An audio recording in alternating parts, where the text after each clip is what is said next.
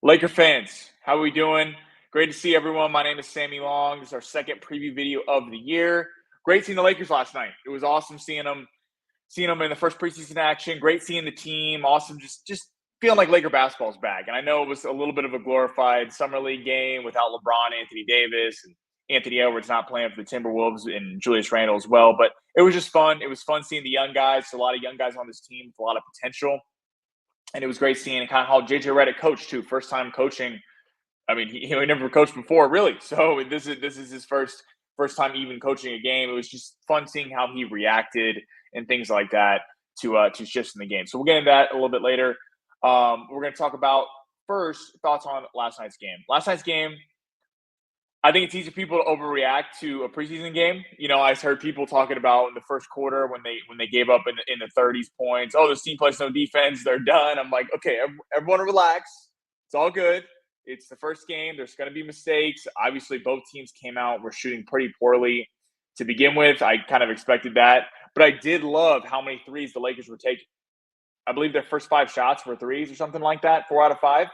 That was exactly what you want to see. And on a total on the night, the Lakers took 32 threes and they made 10 of them. That number will go up as the season progresses. That's a lot of what you just got to get in the rhythm. But I love that JJ Redick made an effort to kind of get the three ball going early.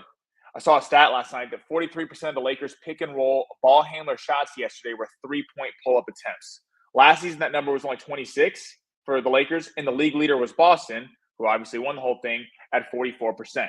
So I love that they're kind of coming off ball screens and taking threes. And I get it, old school basketball, you want to see, when LeBron and Anthony Davis there, you want to see them get to the rack. You want to see them, they're so big and imposing and so skilled around the rim. I get it. But you also have to have a 3-point shot in your game and kind of push that, because the Lakers just got outclassed a lot, shooting threes and things like that. It was other teams were shooting threes, the Lakers were shooting twos. That's kind of how it came down a lot of the times. And the Lakers are great inside the paint, and they're great getting to the line. Austin Reeves, 10 of 10 last night from free throws. Love to see that. But this team starts to develop a three-point presence. They can be pretty dangerous. So going into the next kind of topic we got here, Knecht, Bronny, Christie, and Schifino. This is who I was most excited to see. I was, watching Austin Reeves and D'Angelo Russell and Rui and those guys. It's great seeing them, but we know what they are. They've been around the league a long time. We know we can count on from them. They had good nights. D'Lo shot 6 of 11.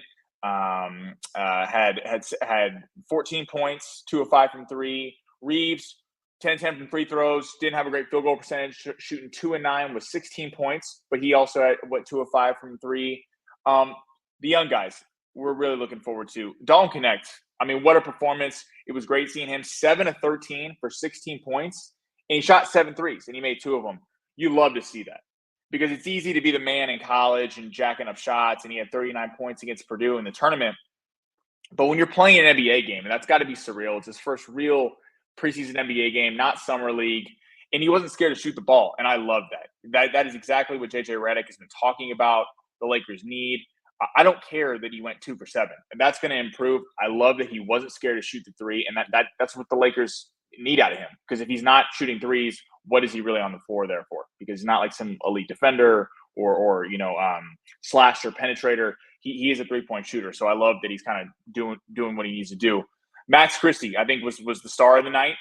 5 of 9, 11 points. I know he went 1 of 5 from 3, but again, same thing. Aggressive, attacking the basket, kind of playing like a veteran out there. And he just kind of got shot out of a cannon.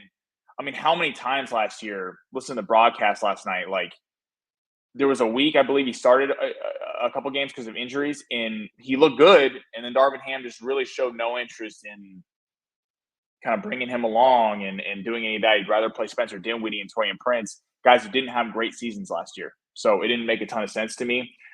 We talked about in the last video, 4 years, $32 million. That's what JJ Redick did right when he got hired as head coach. So he clearly has a vision for him. I love that you kind of saw it last night. Probably feels reinvigorated because Darvin Ham, again, didn't really show that much interest in developing him. So love seeing the aggressiveness from him and Knecht. Switching to Bronny, obviously 2 points, 1 for 6 shooting.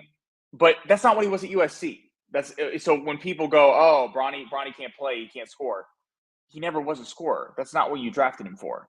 So, I mean, what he was a great defender. He had 3 blocks last night. He had that chase down block, which was great after giving up the turnover. So that was nice to see that he's really making an effort defensively. That'll come. His shot will come. That's why I kind of hope he ends up on the G League roster so we can work on his offense because, you're not going to work on your offense while you're sitting on the bench. It's not going to happen. So kind of get him going there. But he clearly can play at this level defensively. But he's got to be a complete player. If you're going to be just a defender, you better be Jared Vanderbilt. You better be a guy who's a shutdown, lockdown defender that other teams are game planning for if you're not going to be a threat on the other side of the floor.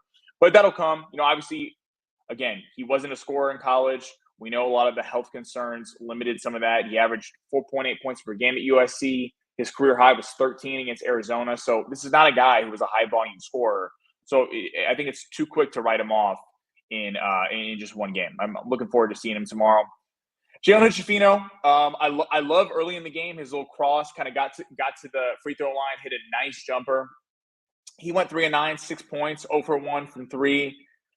He looks more confident. I like that he took 9 shots. He should be taking shots. These are the times that he really needs to, again, fire and develop. I don't know what's there. It's kind of tough figuring him out. I don't know if he's a bust. If you look at him, he's got a lot of talent. You see, he's very athletic, but he doesn't seem to totally put it together yet. But I like that he's firing, and it seems like JJ Redick has taken an interest in developing him. Rui Hachimura talked about he's one of the most improved players over camp. So I hope he has a little bit better game tomorrow and gets a lot of minutes because I want to see this group more than anyone. Also want to throw in, not on the banner, but Jackson Hayes had a nice night, 3 for 4.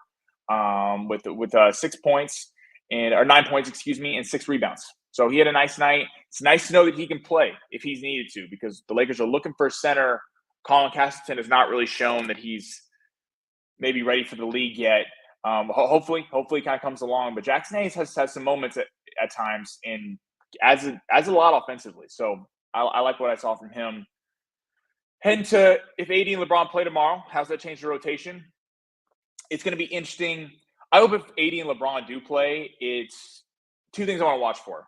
I want them to play short minutes, because, we all know what they are. They're superstars. They played in Paris. They've had a lot of, miles on the odometer.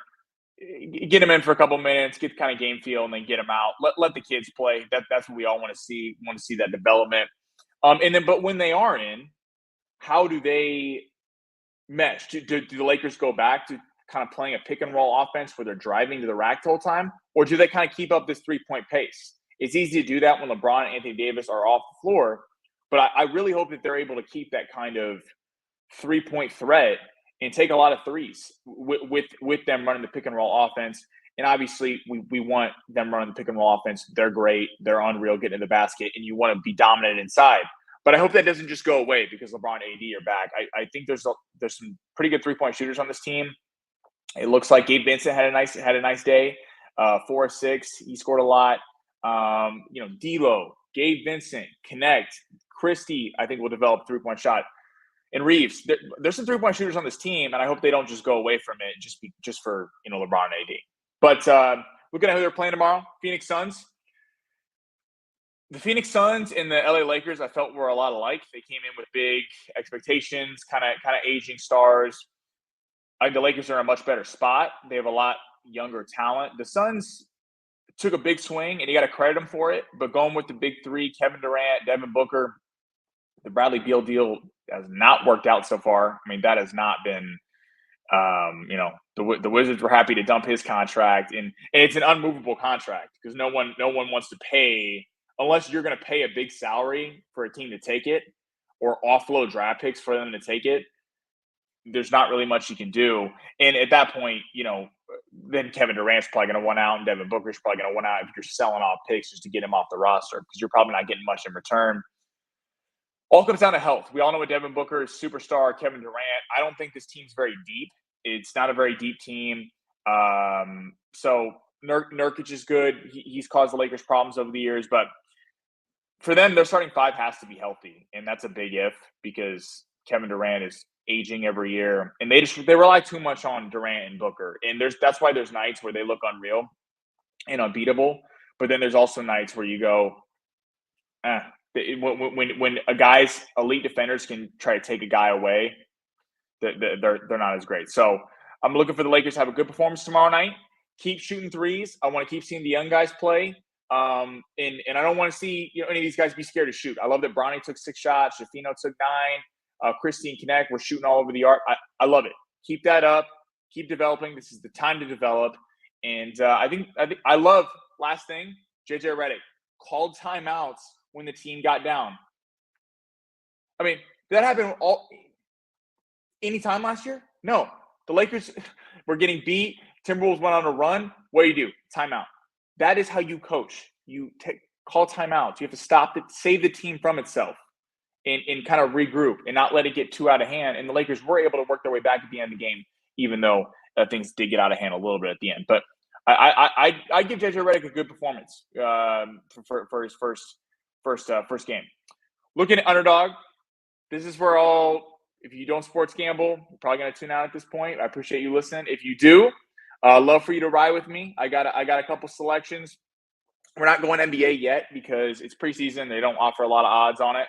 But we got a huge slate. Obviously, college football going on today, fight night, baseball playoffs, and NFL. This is a strictly NFL one today. But if you guys want to ride with me, hopefully we can all make some money together. So if I can pull it up real quick. So we got a free one, Dak Prescott, higher over a half yard. That's a freebie that Underdog gave us, which we're very grateful for. Sam Darnold, higher than 220.5 passing yards. I think he's going to have an excellent day. He is playing his old team, the Jets, team that kind of cast him aside, left him for dead, obviously resurrecting his career with the Vikings. I think he's going to have a big performance in London. And I also think Kenneth Walker, higher than 16.5 rushing attempts. I think they're going to get up on the Giants, no Malik Neighbors for them, and run the ball a lot. And so I think he'll eclipse that 16.5 attempts. And hopefully we win.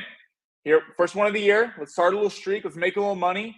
Us as a community, I'd love if we we're rolling with it, and maybe we can get some picks from Allen. He was a little spotty last year. I had to count all of his picks, and I always told him he went too many overs. You got to pick some unders. I know I just went all overs, so I probably just jinxed myself. But you got to throw some unders in there. Guys aren't always hitting what their projections are. So I appreciate you guys tuning in. So happy Laker basketball's back. Can't wait for tomorrow night. And thank you. Appreciate you guys tuning in. Thank you.